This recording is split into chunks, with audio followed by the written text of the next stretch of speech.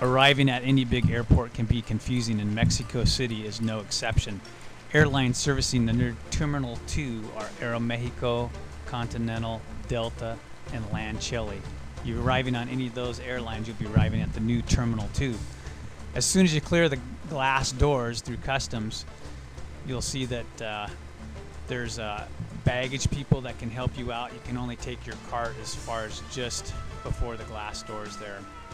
And there's a bit of confusion there, but you want to make sure that you take the government taxi, and there's a little stand right outside the glass doors. And again, make sure you pay and buy a ticket taking the government taxis only. Don't pay attention to anyone that may hand you their business card, try to get you to go in a different type of taxi other than the government taxis. Immediately through the door straight ahead, there is a nice new waiting area where people are seated and waiting for arriving passengers. It's a place that if you're meeting someone, you can hang out.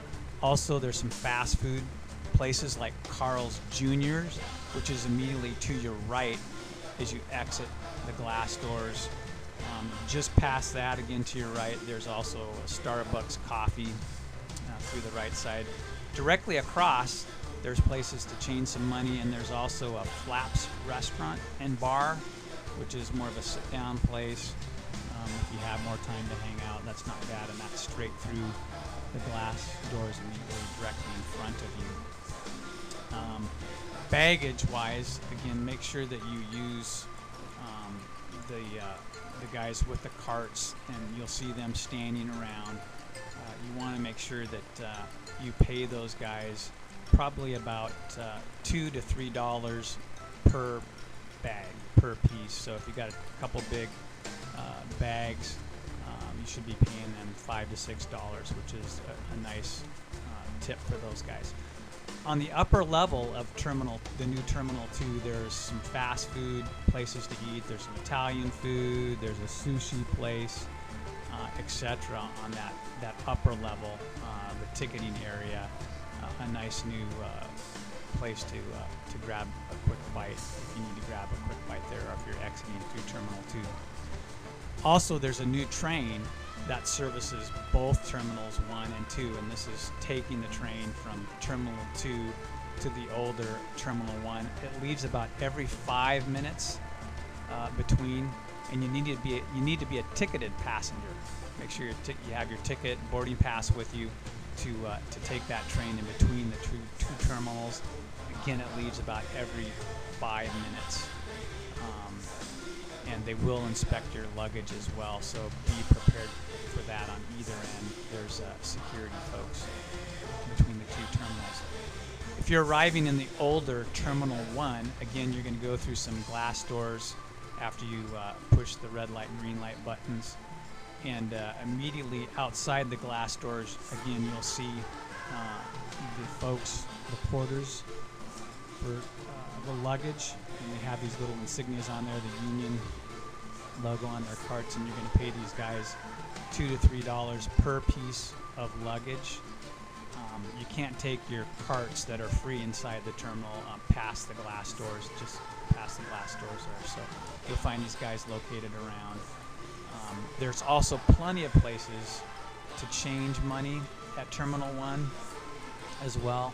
The rates are actually slightly better at the older Terminal 1 than Terminal 2. I guess they figure people have more money than the new one. There's also places you can leave luggage at Terminal 1 as well. Again, do make sure whether you're arriving at Terminal 1 or Terminal 2 that you take the government taxis. It says Cito on there, Cito 300. Make sure you take the government taxi.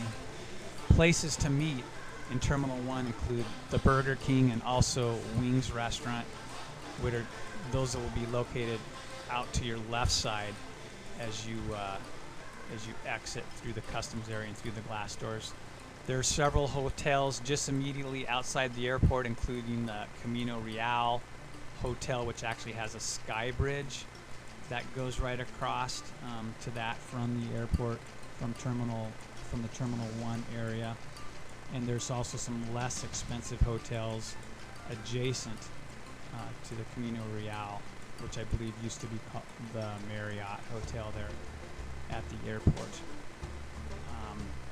So I hope this information is helpful to you.